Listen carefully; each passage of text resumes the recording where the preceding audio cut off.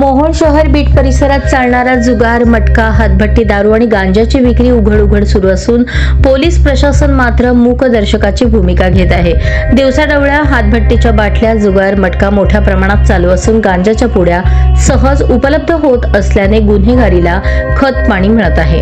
नागरिकांचे म्हणणे आहे की सर्व धंदे पोलिसांना माहीत असूनही ठोस कारवाई का होत नाही. उलट वेळोवेळी केलेले छापे केवळ दिखावा ठरल्याचे चित्र आहे. धंदा सुरू करणारे लोक पकडले तरी दुसऱ्या दिवशी पुन्हा त्याच जागी विक्री सुरू होते. हेच या कारवाईचे खरे वास्तव आहे. त्यातच बीटमधील काही कर्मचाऱ्यांवर आर्थिक तडजोडीचे आरोप होत असल्याने पोलिसांवरील नागरिकांचा विश्वास ढळू लागला आहे.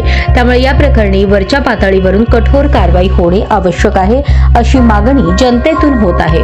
मोहोळ बीट अंमलदार म्हणून 3 माहिती पदभार घेऊन आले तरी अवैध धंद्यांवरती कोणतीही ठोस कारवाई केलेली या 3 महिन्यात दिसून आली नसल्याने हे आव्हान तुम्ही स्वीकारणार का, असा संतप्त सवाल नागरिकांमधून केला जात आहे. अवैध धंद्यांच्या मुसक्या आवळून समाजातील तरुण पिढीला व्यसनमुक्त करणार की पुन्हा तडजोडीतून कारवाई दडपली जाणार?